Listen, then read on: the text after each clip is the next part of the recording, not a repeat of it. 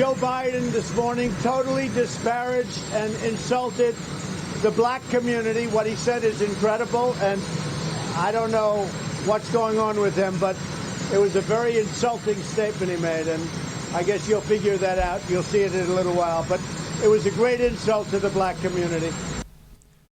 I don't think anybody can really disagree with that statement. It was insulting, but it's also more evidence because we're not even going to be told. The media you will not see any news stories about this by Monday, really within 24 hours. Today is clean up on Biden aisle 5. That's all they're trying to do. That's the whole purpose of this. Oh, and also Thailand gate, right? Oh, the president said Thailand. Hee, hilarious. That's what's going to end up happening. But there are some very important differences that you would have if Biden were president today. And I think that's one way to understand what we're really seeing. And that's one way to view the current situation. Biden, not just if he becomes president, but let's say Biden were in the role right now, what would be happening in this country? And here's the one that just, for me, is a reminder of how catastrophic this guy would be. Play clip 5. So based on what you see now, would you roll back the reopenings? I'm not going to speculate on that because I don't know based on what it's going to be. What I see now, I think we today. are. If I were president, if I were president today, I would roll back the reopenings in a number of places because look, it's clear, mask and social distancing make a gigantic difference in terms of the spread of this disease. They're never going to stop. Lockdown Biden, they're never going to. If only we masked and social distance.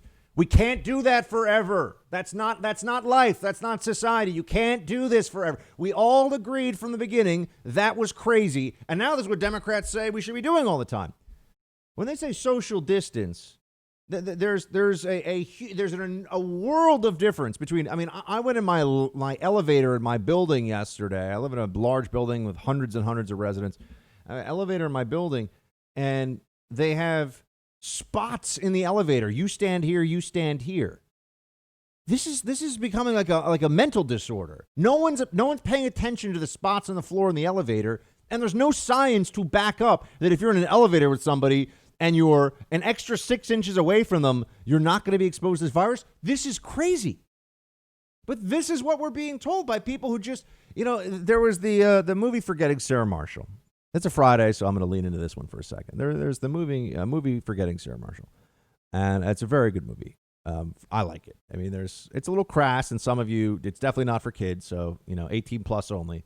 But I think it's a funny movie. I enjoy it, and it's the only good thing I've ever seen that guy Russell Brand in. Everything else I've ever seen him do is horrible, unfunny, and bad. But he's actually funny in that movie, and he plays a British rock star, pop star, whatever. And there's a whole song that I think is a kind of a gentle jab at liberals. It's just, we're going to do something. We're going to do something. It's like, yeah, that's what we've come down to. We're just going to do something. Why aren't we doing something about this? We've done all these things that we're told to do. California has been mask central for a long time. Huge spike in coronavirus cases there. The disease is spreading all over the place. The virus spreads all over the place. We don't have a good mechanism to prevent this virus from generally spreading. The best thing we could do, if you're actually looking at data, is to really, not just social distance, to really separate out and protect and defend those who are at highest risk while the rest of us get to herd immunity. That's it. The only alternative to that is all this make-believe science about how if we just listen more and we're going to wait for a vaccine. The lockdown libs, they never retest their assumptions.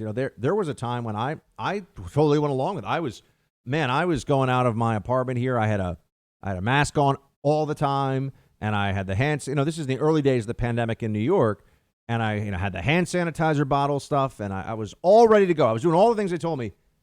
And everyone I knew was doing the same thing, and the virus just ripped through New York. Cases, and for months, we went through a 6 to 8 week phase of just The virus spread, the virus came down. Didn't matter that we were social distancing, lockdown. The virus has a within a week, really, if you have it or not. I mean, they say 14 days of quarantine, but we should have, every 2 weeks, you should be going through a new cycle of infection and see where you are. And the infections kept getting worse and worse and worse. How can the infections be getting worse and worse for 90 days almost when you are told that there's a total lockdown and everyone's wearing masks? They don't even try to answer this.